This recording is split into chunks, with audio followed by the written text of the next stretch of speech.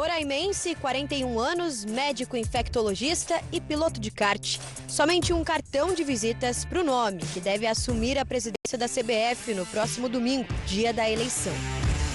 Samir Chaude, vice-presidente da Federação Roraimense de Futebol e até então eleito, que assumiria o posto de seu pai a partir de 2027, é o único candidato registrado para suceder a Edinaldo Rodrigues. O cartola baiano foi afastado pelo Tribunal de Justiça do Rio de Janeiro por alta suspeita de falsificação de uma assinatura que viabilizou sua manutenção na presidência. E nesta segunda-feira desistiu de reassumir o cargo. Em petição anexada ao processo no Supremo Tribunal Federal, Edinaldo retirou o pedido de urgência feito na semana passada e desejou sorte ao novo candidato.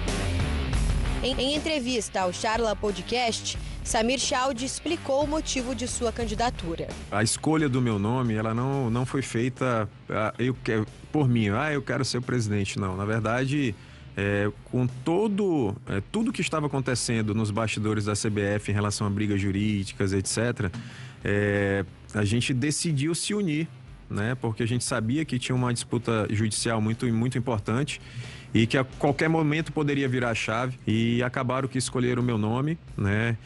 Falo para você que na hora fui pego de surpresa, mas acreditei em tudo que me falaram, do meu potencial de gerir pessoas, de comunicação. Com o apoio de 25 federações, ficou inviável o registro de uma chapa de oposição. O presidente da Federação Paulista de Futebol, Reinaldo Carneiro Bastos, chegou a lançar campanha para a candidatura na última sexta-feira.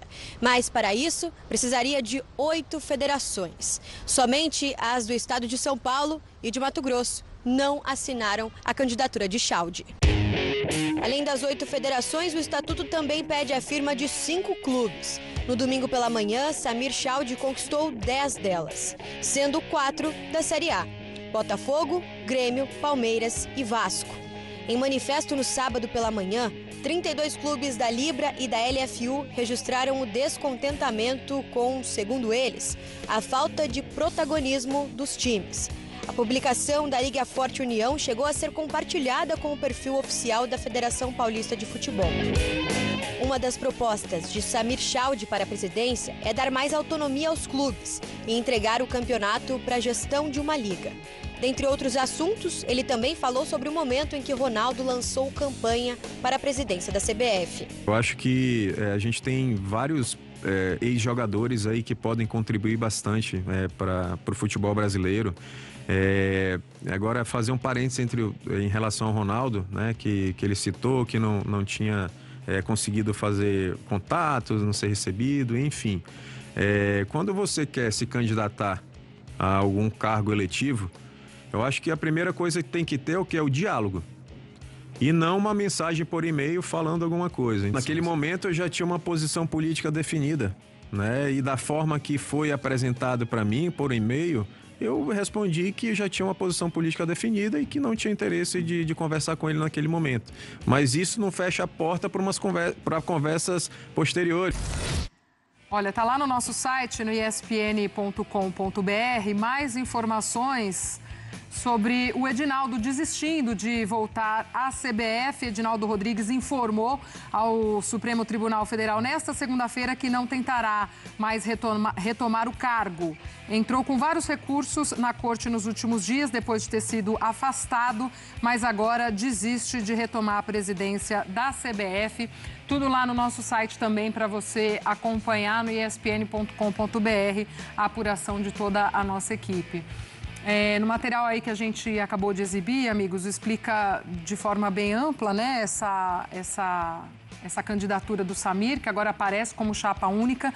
No fim de semana, muita coisa foi acontecendo, né? Talvez de sexta para hoje, muita coisa mudando. O Reinaldo também, Carneiro Bastos, presidente hoje da Federação Paulista, se colocando como candidato, teria alguns apoios, depois não mais candidato, enfim. Mas acho que o que chama mais atenção é esse nome do Samir surgindo, né? Até então, uma figura desconhecida do público e surgindo também, né, André, já com apoios importantes para essa sua candidatura que agora se torna única. Gláucia e amigos, é mais do mesmo, né? O sistema continua escolhendo quem apoiar para que os não exatamente do mesmo jeito, mas preservando os seus principais interesses. Errado, não é possível que a eleição da Confederação Brasileira de Futebol se dê dessa maneira tão complexa e tão viciada já há décadas e décadas. Não é possível, não é aceitável que seja tão complicado. Pessoas chamadas de fora do sistema, e eu nem considero que o Ronaldo seja alguém de fora do sistema, mas eu estou pensando em outro tipo de dirigente, outro tipo de administrador. Encontrar tantas dificuldades por causa das barreiras dos regulamentos internos, da forma como é preciso angariar apoios de federações e clubes com assinaturas, comprometendo-se para que alguém consiga se candidatar. Então não surpreende que o substituto do Edinaldo seja mais um Edinaldo. É uma troca de nomes.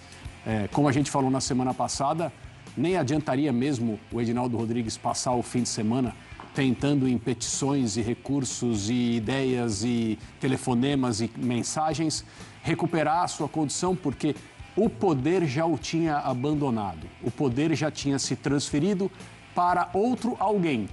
E esse outro alguém é o atual presidente da Federação de Futebol de Roraima. Máximo respeito, absolutamente nada contra, mas é no mínimo curioso que alguém proveniente de uma região do Brasil onde o futebol é incipiente, praticamente não é profissional, não se compara em termos de organização, ambição, etc., em termos de ambiente de competição a outros centros do Brasil, e que essa seja uma candidatura repentina de consenso envolvendo até clubes como, por exemplo, o Vasco e o Palmeiras e o Botafogo e o Grêmio. Então, as coisas acontecem nos bastidores do poder exatamente para manter o poder nas mãos de sempre, independentemente da troca de nomes. Então, o discurso pode ser bonito, vamos fazer uma liga, vamos entregar a organização do Campeonato Brasileiro aos clubes. Pois é, mas os clubes, que são quem deveria decidir as coisas no nosso futebol, têm menos importância na eleição da CBF do que os caciques dos cartórios do futebol, que são as federações estaduais. São eles quem decidem, e eles decidiram pelo presidente da Federação de Roraima. E uma coisa que até também chama atenção, né, Zupá? Parecia um processo tão complexo de se resolver, né? Desde o afastamento do Edinaldo até tudo como a gente apontou aconteceu ao fim de semana, e de repente me parece muito simplista. Já a coisa caminhando para uma resolução muito mais prática, né? Isso também chama atenção. Chama muito a atenção e me chama muito a atenção nesse processo, embora exista o Palmeiras, o Vasco, o Botafogo, o Grêmio, etc. e tal, claro que sim, mas ficou muito claro como essa eleição entre dois candidatos que não aconteceu, mas que poderia acontecer, colocou de um lado as federações e de um outro lado os clubes, né? Com o Reinaldo estavam os clubes, com o Samir Chaldé estavam as federações. E aí a gente se pergunta, quem quer a manutenção do sistema, do status quo? As federações. Quem quer mudança na maneira que se faz o futebol no Brasil? Os clubes, né? Quem deveria ser mais ouvido? Os clubes. Quem deveria ser menos privilegiado? Quem quer a manutenção do sistema como é hoje? E foi isso que aconteceu. Então, assim, eu sou uma pessoa otimista, eu adoro enxergar a melhor das intenções nas pessoas e eu estou prontíssimo para ser desmentido através dos fatos, quando eles acontecerem, e espero que eles aconteçam. Mas o que a gente vê nessa eleição é que as coisas continuarão rigorosamente como estão. E os clubes que deveriam ser os ouvidos perderam força mais uma vez. Enquanto a eleição da CBF, as federações tiverem peso 3, os clubes de Série A peso 2, os clubes de Série B peso 1, mas enquanto as federações tiverem peso 3, não adianta os clubes se juntarem, não adianta, porque as federações vão manter o controle do futebol brasileiro como ele está, e isso é muito ruim. Outros 2 pontos. O Edinaldo Rodrigues tentou e hoje ele emitiu lá uma nota desejando sucesso ao Samir Chaldé, o presidente. Então agora a gente está ampliando a diversidade de motivos que acabam com os de presidentes, né? A gente teve o Ricardo, a gente teve o José Maria Marinho, que foi preso, a gente teve o Marco Paulo Del Nero, que ficou aqui no Brasil porque se ele saísse do Brasil ele era preso. A gente teve o Rogério Caboclo, que foi afastado por uma denúncia de assédio sexual, que não se comprovou depois da investigação. Agora a gente tem o Edinaldo retido uma suspeita de falsificação de uma assinatura do Nunes. Então a gente está diversificando, leva um recado de presidente da CBF. Não sei quanto tempo o Samir Chaldi ficará à frente da CBF, mas espero que quando o mandato dele terminar, que termine porque acabou o mandato, teve eleição e outro entrou. É uma vergonha assim, gigantesca, é uma das grandes vergonhas do futebol brasileiro a gente acompanhar por que acabam os mandatos dos presidentes. Se foi agora assim também com o seu Rodrigues. Eu fico só imaginando, Gláucia, lá na Espanha, em Madrid, Mr. Carlo Ancelotti, com o Instagram aberto, rolando o feed e vendo as atualizações. De repente pintou um nome que ninguém sabia quem era. Futebol brasileiro. E é o novo chefe dele. E vai ser eleito na véspera da apresentação dele. É isso. Precisa Mr. correr, Carleto, porque o homem hein? precisa anunciar a lista. Como é que tá a cabeça do Ancelotti nesse momento? Já foi vazado o anúncio dele no início da semana. Ele já não gostou muito. Aí correu a semana e aí esse feed, como você falou, né, Zupa? Que coisa, hein? Coisa. Ainda temos um Carlo Ancelotti para chegar como novo treinador da seleção, André. Que não é um juvenil, muito ao contrário, né?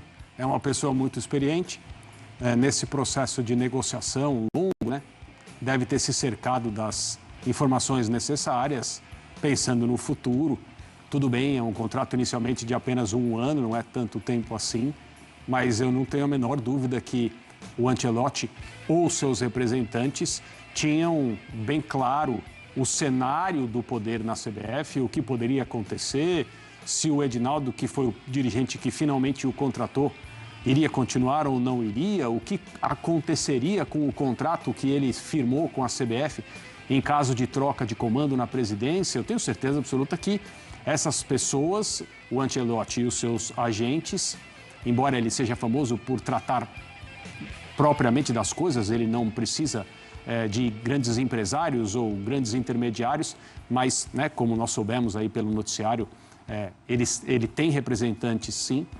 Então ele está entrando num território que é alguma coisa bem diferente do que ele está acostumado e muito nova para ele em termos de atividade profissional. Ele nunca dirigiu uma seleção nacional, nunca trabalhou para uma confederação. Então, ele está diante de uma mudança muito grande do ponto de vista de como fazer as coisas como treinador de futebol.